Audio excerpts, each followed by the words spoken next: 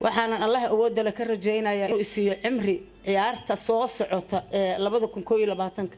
inaan nabad ku gaarno insha Allah biidnillah oon u quusino cadawga iyo cayayaanka qaladka naga fahmo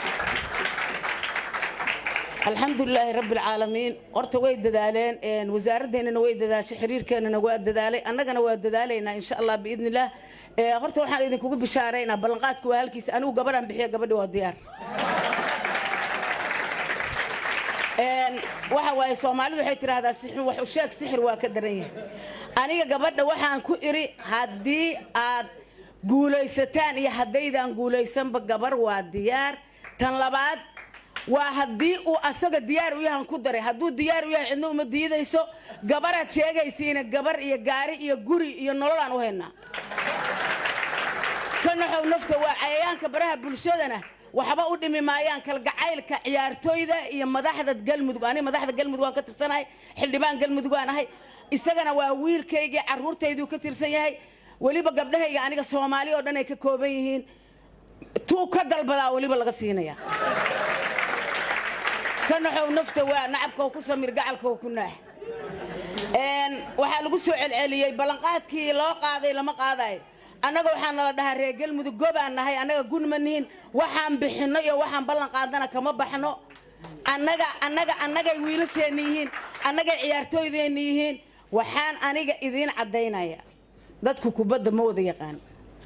ciyaarteen koox ciyaartay garoonka soo ma galin laakiin banoonigu waa cadaan iyo madow guul iyo guul darra laga wadaa hadaan ina guul daraysateen dadka idin mooda ina guul daraysateen ama galmudug ina guul daraysataan galmudug ma guul daraysan rigoore rayn maaha annaga ciyaarta markii la ciyaaray rigooradii la soo la siiyay iyaga annagana laba rigooraan lahayn ani kubadda waa fiirsanay laba rigoora annagana laga xaqiray calan wadihi iyo seeri walihi isqaabili waayo iskeeni waayo annaga waxa xaqiiqo ah wiilasheena waa xidigo wallahi ilaahay waxaan ka baryaayay inay wiilasha naga jajabin sababtoo ah garoonkay ku dhex qalqaleen ciyaar ma eegan aqoon dadkii idin la ciyaaray laakiin Allah awood leh wuxuu loox maxfuud ku qoran lama tiro annaga waxaan ogaanay meeshii aan ciyaarta ay nooga daciifsanaydna waa fahmnay war ciyaarta annaga waxa lagu xisaabtami jira hadaan reer galmudugnahay dhibcaheena kooxda nagu soo aada saddexda dhibcood waa ku tashan jirtay laakiin ilaahay muxuu qadaray koobkii inuu khalkhal ka galo oo gobolkii banaadir oo caasimad ah macal madaxdeedii inay nacayaan ka soo qayb galeen waa ka xumay waxaan u mahad celinayaa wiilasha dhalinta yar ee qaaliga ah sidaad u garateen inaan noqotiin ciyaartooyga sanadka soo socda ka qayb gashaan waxaan idin rajaynayaa cimri dheer oo caafimaad iyo cibaado leh ilaahay subxaanahu wa ta'aala cimri dheer oo caafimaad laha idin siiyo anigana waxaan halkan ka ballan qaaday anoo ku hadlayo codka madaxweynaha iyo madaxweyne ku-xigeenka waxa tihiin team jira laga bilaabo saacadaas galmudug aan isla aadayna diyaarada isku raacayna meel alla meesha adduunka rabtiina waad helaysiin ma aha bilaasha leedin leeyahay turki aad ma cadaada annaga cadaada caasimad noo ma dhuuso mareeba caasimad noo ah cadaada waa caasimadii ku meel gaarka ahayd horta ha kala bartaan dadka caasimadeena aan aqoon ku qaldamay waxaan u sheegayaa dadka turki lama geynayo dhahay turki corona waa ka jira dhaxana waa ka jirta annaga dalka qurux badan oo ka qaalisanna waa leena nalooguma faanay muqdishana annaga iska loo atoriyalka ah wadadan xirno lama maro